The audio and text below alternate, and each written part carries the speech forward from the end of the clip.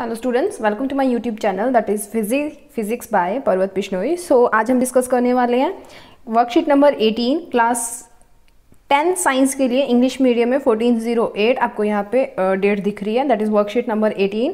सो पहले हम इसको समझते हैं कि इसके अंदर हमने क्या कुछ करना है, उसके बाद में हम इसके जो क्वेश्चन हैं उनको डिस्कस करेंगे। ठीक है।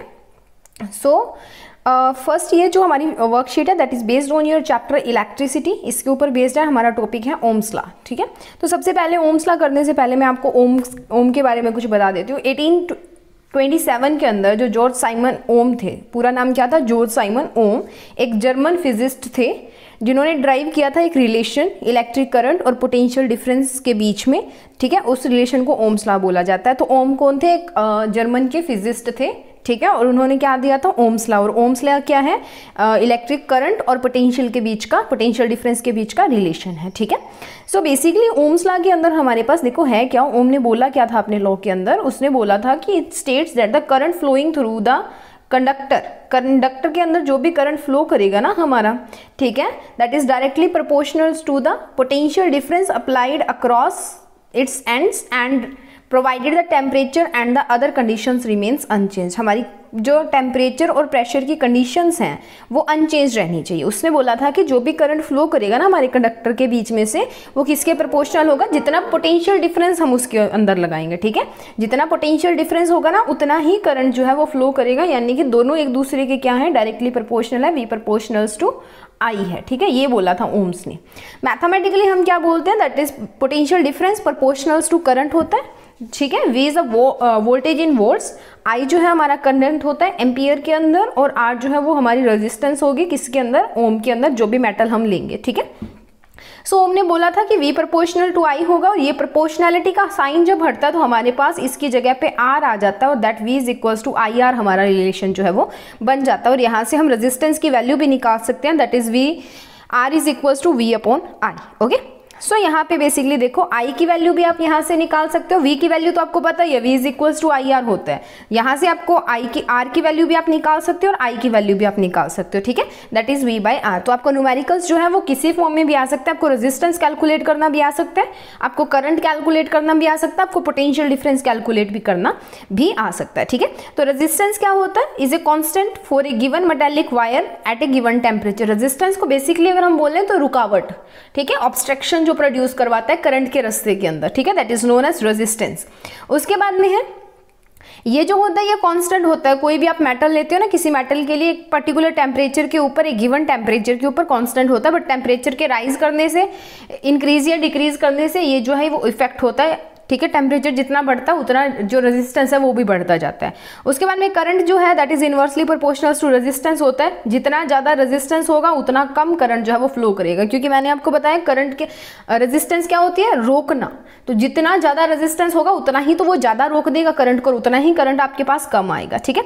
उसके बाद में जो हमारे पास SI यूनिट होती है रेजिस्टेंस की, दैट इज ओम। ठीक है। ये ओम का सिंबल है, उसको ओम बोला जाता है, कई बार इसको ओमेगा भी बोला जाता है। ठीक है। तो एक ओम किसके इक्वल होता है? 1 वोल्ट डिवाइडेड बाय 1 एम्पियर। ठीक है। एक चीज ध्यान रखना, जब भी आपको कभी 1 ओम कैलकुलेट करना हो, 1 वोल्ट कैलकुलेट करना हो, 1 एम्पियर कैलकुलेट करना हो, तो आप क्या करोगे?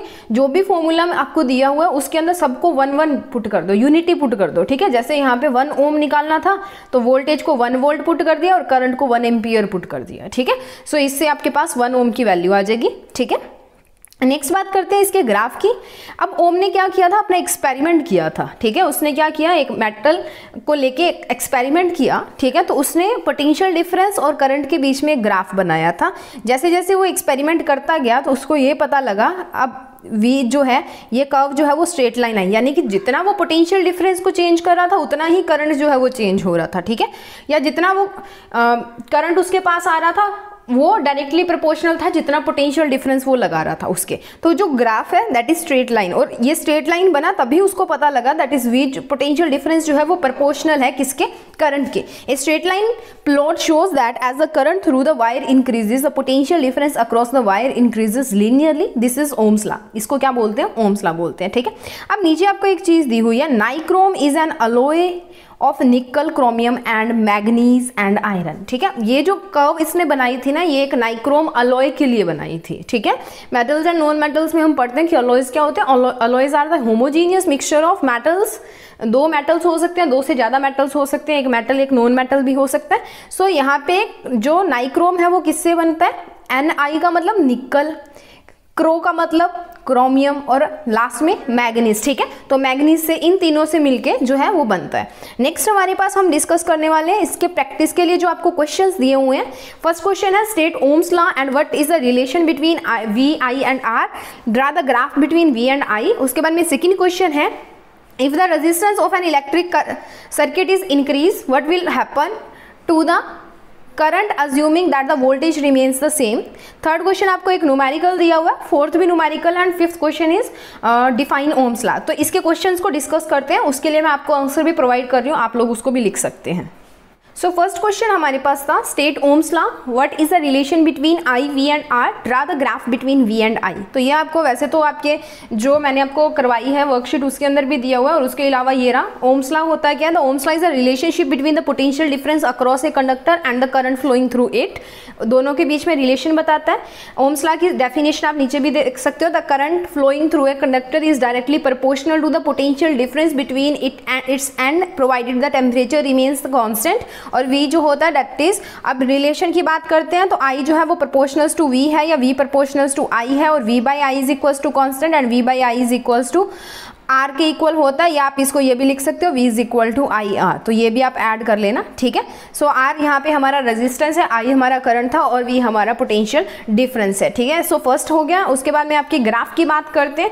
ग्राफ क्या होगा, जब दोनों डायरेक्टली प्रोपोर्शनल होते हैं तो स्ट्रेट लाइन में बनता है। एक्स एक्सिस पे आपने करंट लेना है, वाई एक्सिस पे आपने वोल्टेज लेनी है।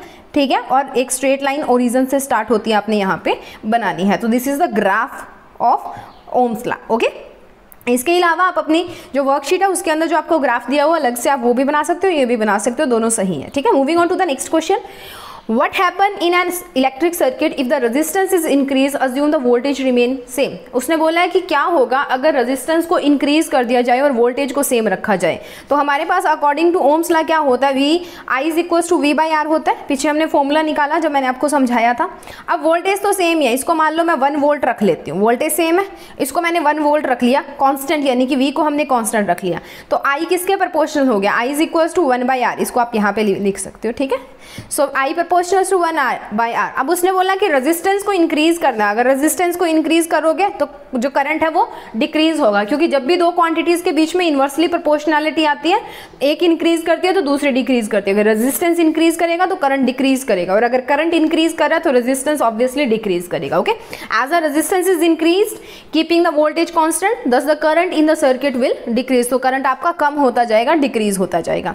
Next moving on to the third question, आपको एक डायग्राम दिया हुआ है, सर्किट डायग्राम, उसके अंदर आपको 2 एम्पियर करंट दिया हुआ है, 13 ओम जो है वो आपको रेजिस्टेंस दी हुई है। इसने बोला what is the voltage V in the circuit shown here, आपने वोल्टेज निकालनी है। So according to ohms law V is equal to, so according to ohms law V is equal to हमारे पास किसके इक्वल होता है, IR के equal होता है। ठीक है, सो I आपको दिया 2 एम्पियर, R आपको दिया 13 ओम, तो V is equal to 2 into 13 that is 26 volt. तो आपका आंसर आ गया 26 volt. Okay, next moving on to the next question, if there are 10 volt across 5 ohm resistor, what is the current. आपको voltage की value दी हुई है that is 10 volt, और आपको रेजिस्टेंस की वैल्यू दी है 5 ohm. According to ohms law क्या होगा, V is equal to I R and current is equal to V by are.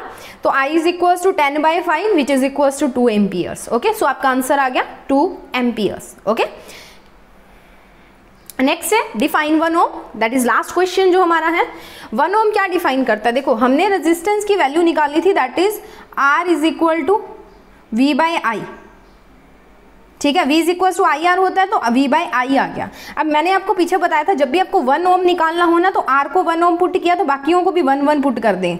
Voltage potential difference की यूनिट्स होती है वोल्ट्स, ठीक है, करंट की यूनिट होती है एम्पियर, तो 1 वोल्ट अपॉन 1 एम्पियर।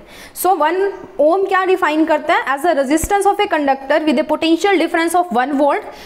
एक रेजिस्टेंस बताता है कंडक्टर की जिसका पोटेंशियल डिफरेंस कितना है, 1 वोल्ट है, और उसके एंड्स के अंदर करंट कितना फ्लो कर रहा है, 1 एम्पियर करंट जो है वो फ्लो कर रहा है। आप यहाँ पे इसका एक फॉर्मूला भी लिख सकते हो, that is 1 ohm is equal to 1 volt divided by 1 ampere, ये भी लिख सकते हो। ओके, ये भी आप ऐड कर लेना। So this is all about the worksheet number 18।